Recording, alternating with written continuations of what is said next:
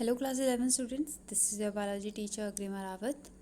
So we have started the chapter 7, that is structural organization in animals.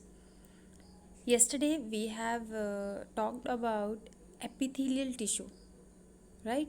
So in the animal tissue there are 4 types of tissues. First was epithelial tissue that we have already talked about. The second one is connective tissue. So today we are going to talk about that. Okay, so as the name says connective. So these tissues are somewhat having the function of linking. Okay, so it links the different parts of our bodies. Okay so connective tissue जैसे कि नाम है आपको बता रहा है कि connect करने का काम करता है, लिंक करने का काम करता है, एक टिश्यू से दूसरे टिश्यू को या एक ऑर्गन से दूसरे ऑर्गन को, या इस तरीके से कनेक्शन बनाता है. ओके इसके अलावा it is also having different other functions also, like supporting. It also supports the body and the other tissues, organs and all. Okay, and it is the most abundant and widely distributed tissue. Okay मतलब सबसे ज़्यादा आपकी body में फैला हुआ tissue जो है वो कनेक्टिव टिश्यू है, और सबसे ज़्यादा मिलने वाला टिश्यू कनेक्टिव टिश्यू ही है. ठीक है.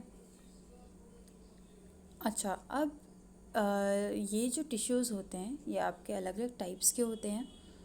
कुछ इनमें से सॉफ्ट कनेक्टिव टिश्यूज़ होते हैं, बहुत ही नाजुक से सॉफ्ट से होते हैं कुछ टिश्यूज़, और कुछ स्पेशलाइज्ड होते हैं, बिल्कुल स्पेशल वर्क है उनका. Okay so we will see to them also. तो उन स्पेशल टाइप्स में कौन कौन आते हैं आपके? Cartilage, bones, adipose, blood. We are going to talk about that what they are. Okay. अच्छा, इनमें एक चीज़ होती है कि इन कनेक्टिव टिश्यूज़ में आपको फाइबर्स मिलते हैं. ये जो आपको कनेक्टिव टिश्यूज़ की जब आप बात करेंगे तो इनमें आपको फाइबर्स मतलब जैसे कि थ्रेड होता है ना, धागा होता है, उस तरह के आपको स्ट्रक्चर्स देखने को मिलते हैं सेल्स के अलावा. ठीक है. तो इनमें जो सेल्स होती हैं, कुछ सेल्स जो जिन्हें हम फिब्रोब्लास्ट बोलते हैं. ठीक है. फिब्रोब्लास्ट फाइबर सिक्रीट करती है. ठीक है. और इन फाइबर्स को बोलते हैं कोलेजन या इलास्टिन. ठीक है. ये फाइबर्स प्रोटीन से बने हुए होते हैं. ये फाइबर्स प्रोटीन के स्ट्रक्चर्स हैं, और ये प्रोटीन्स का नाम होता है कोलेजन. ठीक है. और ये कोलेजन बना कौन रहा है?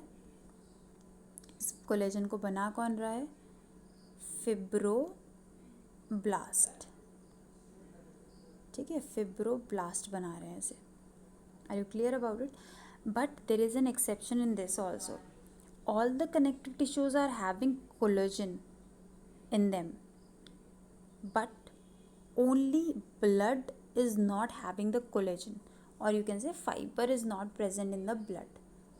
ठीक है. सारे जो आप कनेक्टिव टिश्यूज़ की बात करेंगे उनमें सब में आप ये मान के चलिए कि फाइबर्स आपको देखने को मिलेंगे, बट ब्लड में आपको फाइबर्स नहीं मिलते. सिर्फ ये एक एक्सेप्शन है. ठीक है. इतना ध्यान रखना है हमें.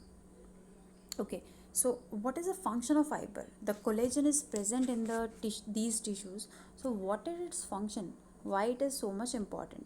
So it is important because it provides strength देता है, ताकत देता है टिश्यू को. इलास्टिसिटी, एक खिंचाव. आप जैसे इलास्टिक होता है ना, जैसे आपके कपड़ों में आपके जो लोअर्स वगैरह पहनते हैं उनमें इलास्टिक होता है, तो वो खींच जाता है और वापस अपनी ओरिजिनल पोजीशन भी ले लेता है, ख़राब नहीं होता. तो वो इलास्टिसिटी टिश्यूज़ को भी कोलेजन देता है. ठीक है. फ्लेक्सिबिलिटी मतलब आपने उसे मोड़ा इधर उधर मोड़ा वगैरह, पर तभी भी वो टूटे ना. ठीक है. तो वो फ्लेक्सिबिलिटी भी कौन प्रोवाइड करता है? कोलेजन प्रोवाइड करता है. ठीक है. इतना ध्यान रखना है. अच्छा, जो ये सेल्स आपके कुछ फाइबर्स जैसे कोलेजन आपका सिक्रीट करते हैं. Few of the cells also secrete polysaccharide. ठीक है. Modified polysaccharide. पॉलीसेक्राइड क्या होते हैं? एक तरह से कार्बोहाइड्रेट्स हैं. ठीक है.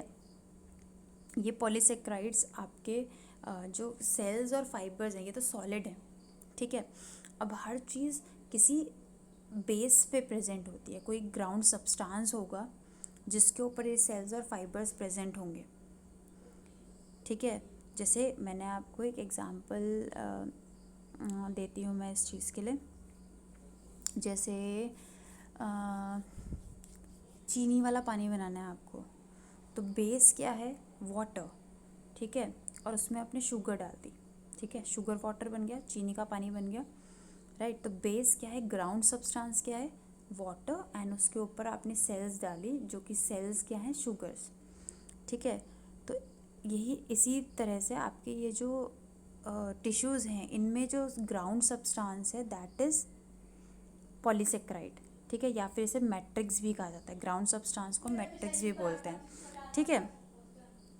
तो ये सेल्स और फाइबर्स आपके मैट्रिक्स के ऊपर प्रेजेंट होता है, और वो मैट्रिक्स क्या है, पॉलीसेक्राइड, ठीक है। बात समझ आई, ठीक है। जैसे कि हम यहाँ पे देखते हैं, ये आपको एक डायग्राम दे रखा है, यहाँ पे एक सेल प्रेजेंट है, ठीक है, ये आपके thread like structure fibres present है, और ये जो बीच नीचे की साइड आपको दिखाई दे रहा है yellow yellow substance, that is the matrix जो कि पॉलीसेक्राइड है, ठीक है, मॉडिफाइड पॉलीसेक्राइड जो कि एक ग्राउंड सब्सटेंस की तरह काम कर रही है, okay. Now connective tissues are classified into two types, mainly two types, and the third type is the specialized connective tissue. So इनको देखते हैं ज़रा। 3 टाइप्स के connective tissues हैं आपके, अगर आप ब्रॉडली बात करें तो एक तो है लूज कनेक्टिव टिश्यू, ठीक है, एक डेंस कनेक्टिव टिश्यूज़ हैं, और एक स्पेशलाइज कनेक्टिव टिश्यू है। अब डेंस और लूज में हम समझते हैं, लूज जो थोड़े से लिक्विडी हों, मतलब इतने ज़्यादा टाइटली पैक्ड ना हो, और डेंस मतलब बहुत ज़्यादा टाइटली पैक्ड है, बहुत ज़्यादा हार्ड होंगे मतलब, ठीक है। तो ये इनमें डिफरेंस है। स्पेशलाइज तो बिल्कुल ही अलग हो गए, जो इनका स्पेशल फंक्शन है बिल्कुल, ठीक है। तो सबसे पहले हम बात करेंगे लूज कनेक्टिव टिश्यूज़ के बारे में।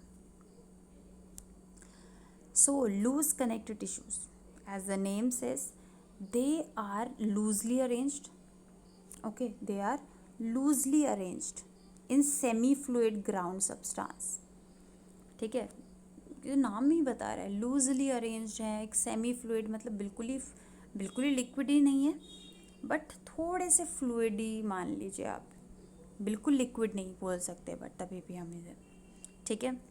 अच्छा, जैसे हम अगर लूज कनेक्टिव टिश्यू में बात करें तो एग्जाम्पल जो हमारा पहला आएगा that is the areolar tissue, ठीक है। Areolar tissue is the tissue that is present beneath the skin. Areolar tissue आपके स्किन के नीचे प्रेजेंट होता है, और ये काम करता है क्योंकि स्किन क्या है आपकी एपिथीलियम से बनी है, हमने बात करी थी ना एपिथेलियल टिश्यूज़ में, स्किन आप किससे बनी है, कौन से टिश्यू से बनी है, एपिथेलियल से। उस एपिथेलियम के नीचे आपका एरियोलर टिश्यू प्रेजेंट होता है, और इसका फंक्शन क्या होता है, ये सपोर्ट फ्रेमवर्क देता है एपिथेलियम को, स्किन के नीचे ये प्रेजेंट होके सपोर्ट दे रहा है ऊपर स्किन को, ठीक है। इस एरियोलर टिश्यू में फिब्रोब्लास्ट प्रेजेंट होते हैं आपके। फिब्रोब्लास्ट मैंने आपको बताया सेल्स जो कि प्रोड्यूस करती है फाइबर्स को, जो कोलेजन को प्रोड्यूस करती है, वो सेल्स प्रेजेंट हैं इसमें एरियोलर टिश्यू में। इसके अलावा मैक्रोफाज और मास्ट सेल्स, मैक्रोफाज और मास्ट सेल्स क्या होते हैं ये आपने शायद ना सुना हो।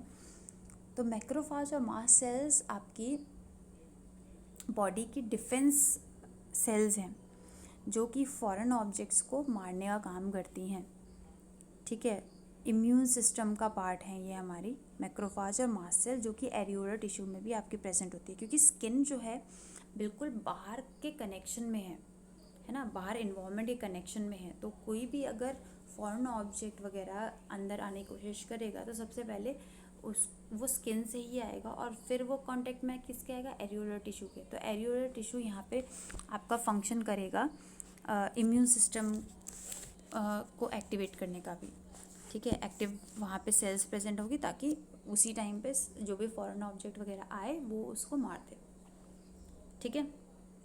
बस समझ आई। तो एरियोलर टिश्यू आपका फर्स्ट लूज कनेक्टिव टिश्यू है जो कि स्किन के नीचे प्रेजेंट होता है, और ये स्किन को एक तरह से स्ट्रक्चरल सपोर्ट फ्रेमवर्क देता है, ठीक है, और इसमें कौन कौन सी चीज़ें प्रेजेंट होती है? फिब्रोब्लास्ट, मैक्रोफाज और mast cells. Okay, now the next second loose connective tissue is adipose. Okay, adipose. अब एडिपोज टिश्यूज भी एक तरह के लूज कनेक्टिव टिश्यू हैं, but they are also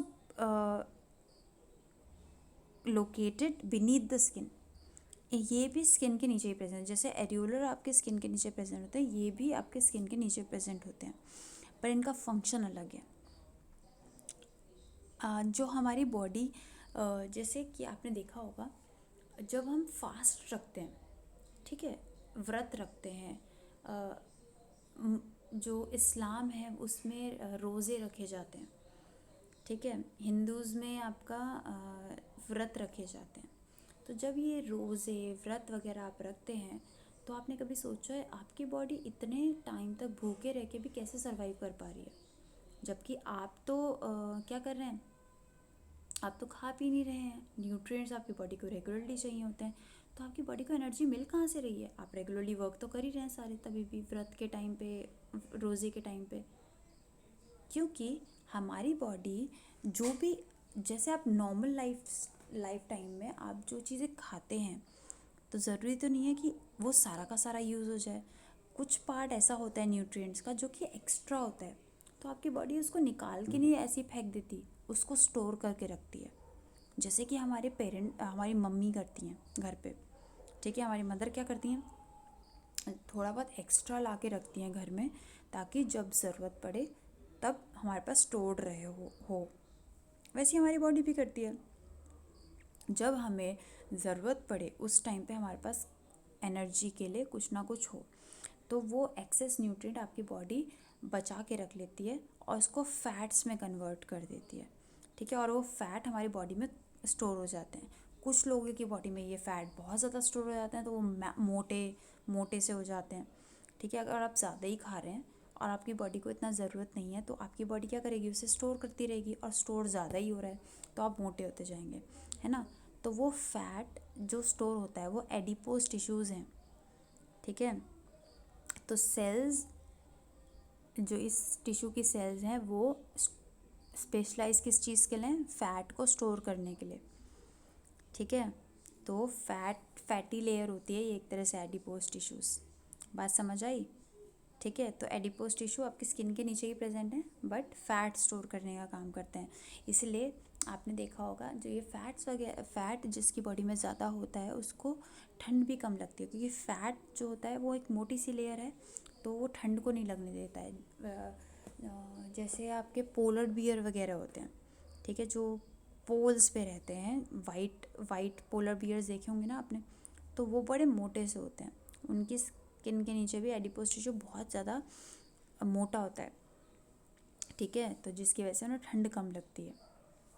are you getting it? ठीक है, तो these are the two types of loose connective tissue. First is areolar, second is adipose tissue. Okay, these are the two connective tissues. Now we will talk about the dense connective tissue. Okay, dense connective tissues के बारे में बात करेंगे हम। अच्छा, मैं आपको यहाँ पे एरियोलर और एडिपोज के पिक्चर्स भी दिखा देती हूँ, you can see it here.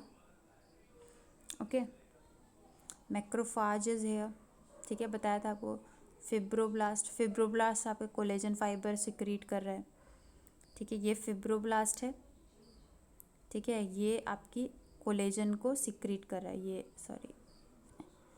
ये आपके कोलेजन, ये जो ब्लू आपको दिखाई दे रहे हैं,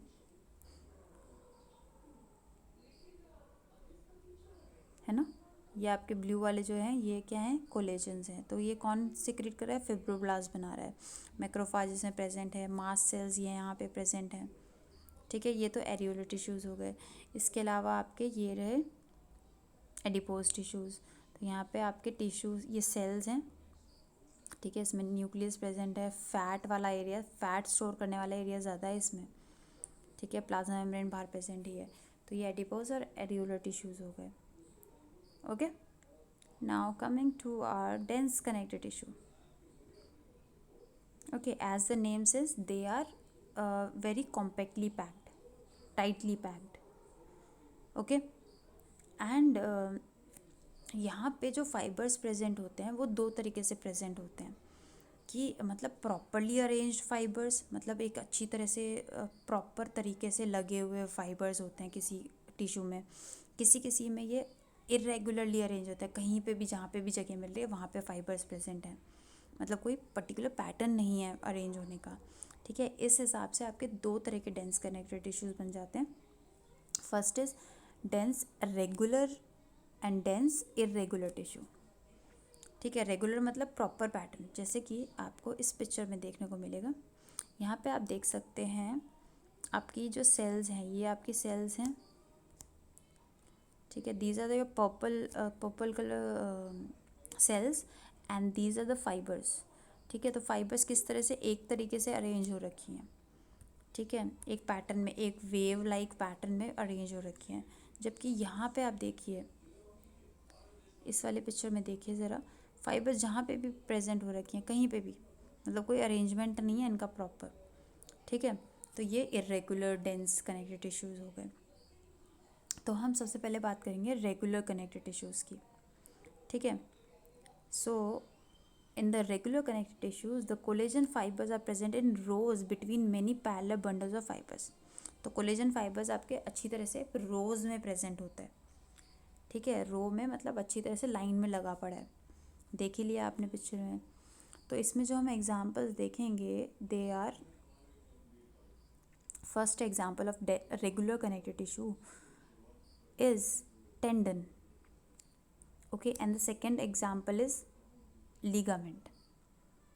ठीक है, अब टेंडन और लिगामेंट में क्या फ़र्क है। टेंडन एक ऐसा टिश्यू है जो कि मसल और बोन को अटैच करता है। ठीक है, अपने ज़रा आर्म्स जो शोल्डर के नीचे आपके आर्म वाला एरिया है उसको ज़रा टच करो, तो ऊपर की साइड क्या है, आपकी स्किन है, नीचे उसके थोड़ा मसल्स हैं और उसके नीचे बोन्स हैं। तो ये बोन्स और मसल्स एक दूसरे से अटैच तो होंगे, ऐसे तो नहीं कि मसल्स ऐसी ऊपर लगे हुए हैं बोन्स के बट कोई अटैचमेंट नहीं है। अगर अटैचमेंट नहीं होती तो खींच के देखो, मसल्स अलग हो जाएंगी बोन से, अलग नहीं होती, एक अटैचमेंट होता है एक दूसरे से बोन और मसल्स का। ठीक है, तो वो बोन्स और मसल्स को अटैच करने का काम कौन कर रहा है, टेंडन।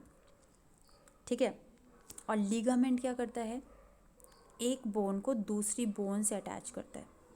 अब आपकी बॉडी में तो कितनी सारी बोन्स प्रेजेंट हैं, अब दो बोन्स एक दूसरे से कनेक्टेड रहें तो वहाँ पे लीगामेंट प्रेजेंट होता है इन दोनों को एक दूसरे से कनेक्ट करने के लिए।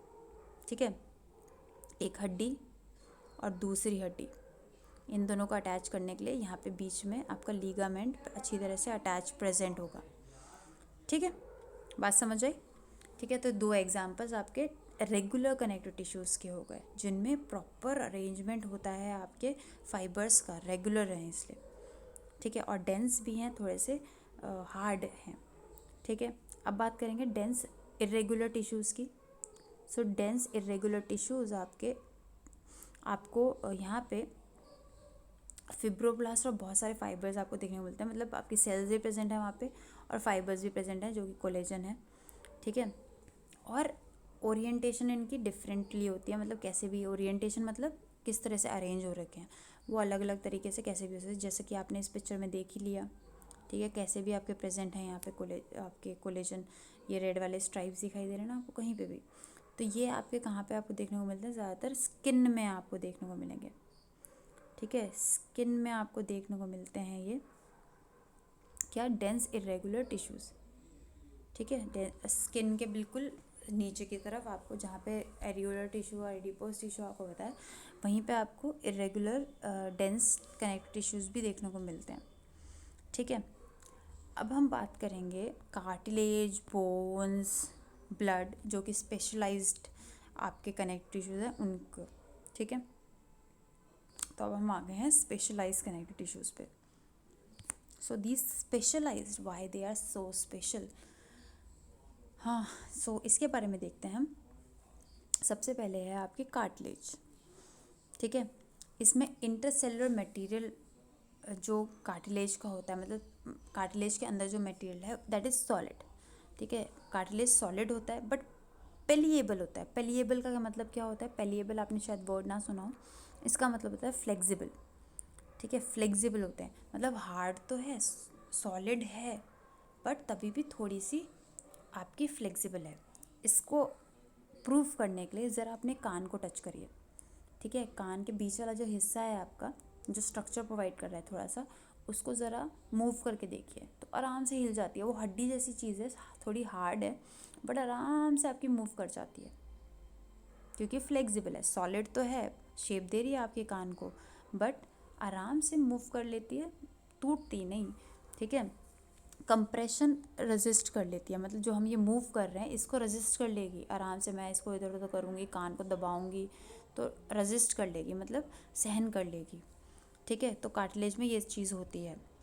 अच्छा, कार्टिलेज जो सेल से बनी होती है, जो सेल्स कार्टिलेज में प्रेजेंट होती हैं, जिन सेल से ये कार्टिलेज बनी है उनको बोलते हैं कॉन्ड्रोसाइट्स, ठीक है, ध्यान रखना ही। कॉन्ड्रोसाइट्स कार्टिलेज की सेल्स को बोलते हैं। तो यहाँ पे पिक्चर में भी देख सकते हैं आप कॉन्ड्रोसाइट्स, ठीक है, और यहाँ पे कोलेजन फाइबर्स भी प्रेजेंट हैं। ओके, सो यहाँ पे कॉन्ड्रोसाइट प्रेजेंट है और कोलेजन फाइबर्स प्रेजेंट हैं, आपने देख ही लिया। तो कॉन्ड्रोसाइट्स आपके इनक्लोज होते हैं कैविटीज़ में, जो कि मैट्रिक्स के बीच में प्रेजेंट है। यहाँ पे मैट्रिक्स भी प्रेजेंट होगा बीच बीच में, ठीक है, बीच बीच में मैट्रिक्स भी प्रेजेंट है, वहाँ फाइबर्स और सेल्स प्रेजेंट हैं, ठीक है। बहुत सारे वर्टिब्रेट्स आपने पढ़ी रखे हैं। वर्टिब्रेट्स के एम्ब्रियो में आपको ज़्यादातर कार्टिलेज देखने को मिलता है, बट बाद में वो कार्टिलेज आपका बोन्स में कन्वर्ट हो जाता है, ठीक है। एडल्ट जब तक बनते हैं वो, तब वो कार्टिलेज बोन में कन्वर्ट हो जाती है। आपको कार्टिलेज कहाँ कहाँ पे देखने को मिलेगी आपकी बॉडी में? एक तो ईयर जॉइंट्स में, मैंने अभी आपको ईयर बता ही दिया, आपका कान में आपको प्रेजेंट। नाक को हाथ लगा के देखो, आगे की साइड टिप पे हाथ लगा के देखो, ये भी दब जाता है, तो यहाँ पे भी कार्टिलेज प्रेजेंट है, ठीक है।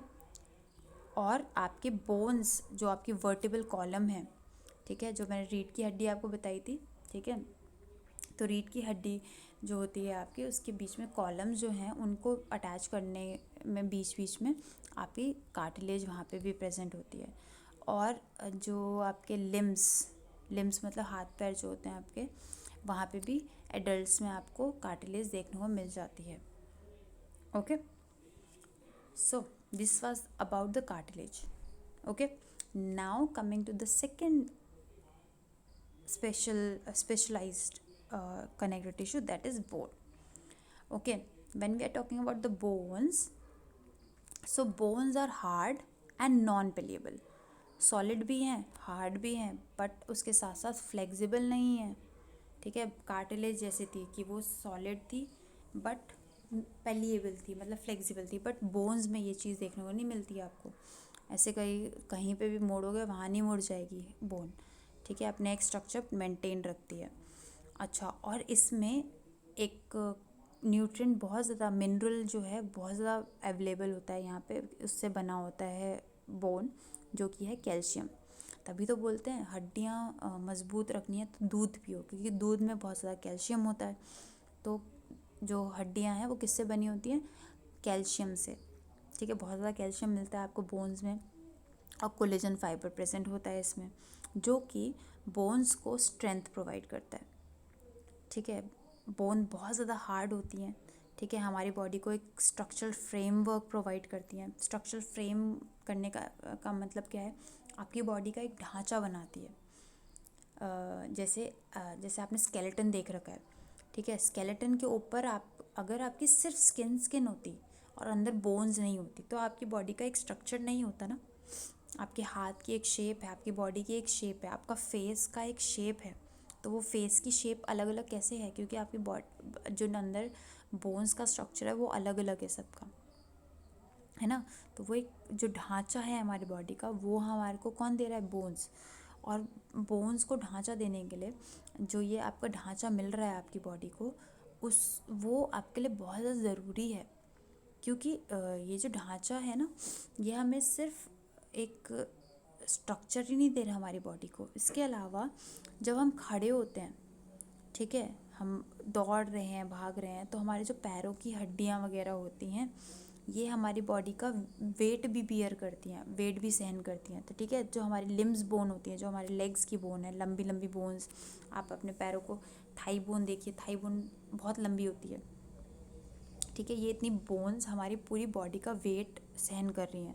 तो ये स्ट्रक्चर प्रोवाइड, ये है जो हमारी स्केलेटन है, ये सिर्फ हमारा स्ट्रक्चर नहीं दे रहा हमारी बॉडी को, ये हमारी बॉडी का वेट भी सहन करता है, इतनी हार्ड होती हैं बोन्स।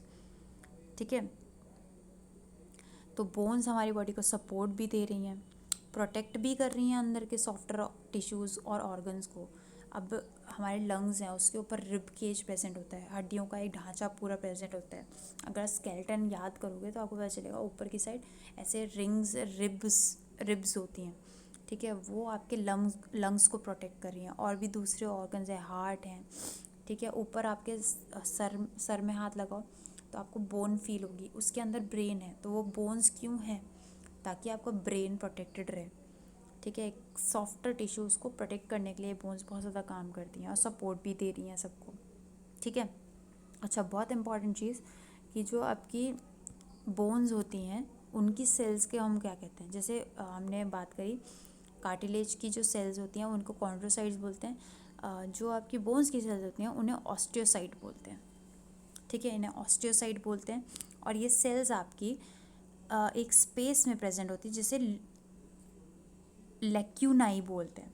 ठीक है, मैं लेक्यूनाई आपको दिखाती हूँ, ज़रा यहाँ देखिए आप, ये आपकी सेल है। ठीक है, this black area, this is the cell. और ये जो जिस जगह पे ये सेल प्रेजेंट है, इस स्पेस को हम बोलते हैं लेक्यूनाई। ठीक है, इस स्पेस को, इस जगह को हम लेक्यूनाई बोलते हैं। ठीक है, जहाँ पे आपकी बोन सेल प्रेजेंट है, बोन सेल बीच में प्रेजेंट है ना आपकी, ये है आपका बोन सेल। तो ये जगह जो, ये पूरी जगह जो है, ये कैविटी जो है, इसको हम क्या कहते हैं? ल्यूकेनाई। ओके अच्छा, और यहाँ पे आपके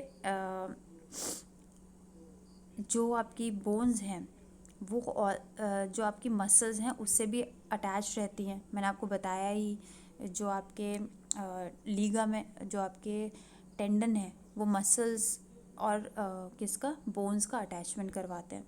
तो जो आपके स्केलेटन मसल्स हैं वो अटैच रहती हैं बोन्स के साथ, ताकि मूवमेंट लाया जा सके।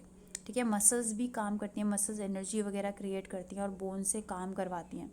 ठीक है, तो दोनों एक दूसरे के साथ काम कर रहे हैं यहाँ पे, मसल्स और बोन्स। ठीक है, अच्छा, मैं एक और चीज़ बताती हूँ आपको। आपने सुना होगा कि टीवी वगैरह में आपने देखा होगा, मूवीज़ वगैरह में देखा होगा, किसी को ब्लड कैंसर हो जाता है तो बोलते हैं बोन मैरो दूसरे का चाहिए। उसका कोई भाई बहन हो या कोई ऐसा क्लोज रिलेटिव हो, तो उससे बोन मैरो लेके ब्लड कैंसर ठीक करता है। अब बोन मैरो होता क्या है? बोन मैरो हमारी हड्डियों के अंदर, कुछ हड्डियाँ हमारी होती हैं जिनके अंदर एक मसाला सा भरा हुआ होता है, रेड सा एक आपका मिक्सचर प्रेजेंट होता है हमारी बोन्स के अंदर। ठीक है, उसे बोन मैरो कहते हैं। अब ये बोन मैरो करता क्या है? ये बोन्स के अंदर वो जगह है जहाँ पे हमारी ब्लड की सेल्स बनती हैं। हमारी जो ब्लड है उसमें बहुत सारी सेल्स प्रेजेंट हैं, और वो सेल्स कुछ कुछ टाइम बाद मरती रहती हैं। जैसे कि एग्जांपल देती हूँ मैं आपको, रेड ब्लड सेल का लाइफ टाइम जो होता है वो हमारी बॉडी में अराउंड 120 दिन होता है। ठीक है, अब 120 दिन बाद एक रेड ब्लड सेल मर जाएगी, तो उसको रिप्लेस करने के लिए भी तो बननी चाहिए। वो बनाती कहाँ है पे? Bone marrow. बोन्स के अंदर बोन मैरो जो होती है वो बनाती है आपकी ब्लड सेल को। ठीक है, तो बोन मैरोज आपकी साइट है ब्लड सेल्स बनाने का। ठीक है, clear about it? Okay, so this was all about the bones. Now coming to the next and the last connective tissue, that is the blood, and it is very different from the other tissues, connective tissues, because it is a fluid connective tissue. ये कैसा आपका connective tissue है? जो कि fluid है। ठीक है, जो कि बिल्कुल लिक्विड ही है। अब इसमें मैं आपको दिखाती हूँ यहाँ पे ज़रा, जो आपकी ये सेल्स हैं, ठीक है, मान लिया ब्लड है, ब्लड में ये सारी सेल्स हैं, ठीक है, RBC, WBC, प्लेटलेट्स। RBC क्या होती है? Red blood cell. WBC क्या है? वाइट ब्लड सेल, ठीक है। और तीसरी आपकी सेल है प्लेटलेट्स, ठीक है। अभी इनका फंक्शन भी बताती हूँ मैं आपको, बट उससे पहले इनका जो मैट्रिक्स होता है, इनका भी तो ग्राउंड सब्सटेंस होगा किसी। अब ये सेल्स हैं, ये भी तो किसी बेस पे प्रेजेंट होगी, किसी ग्राउंड सब्सटेंस पे प्रेजेंट होगी। उस ग्राउंड सब्सटेंस को हम बोलते हैं प्लाज्मा।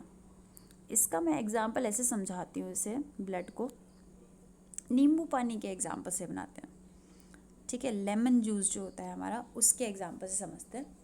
हमने लिया पानी, उसमें डाला हमने नमक, नहीं सबसे पहले नमक नहीं डालते, सबसे पहले हम नींबू डालते हैं, ठीक है। तो नींबू निचोड़ा हमने, नींबू निचोड़ा, उसमें पहली सेल डाल दी, ठीक है। फिर और उसमें डाला हमने शुगर, ठीक है, चीनी डाली, फिर हमने डाल दिया नमक, ठीक है। 3 चीज़ें गई किस पे? पानी में। वैसे ही आप इन सेल्स को समझिए।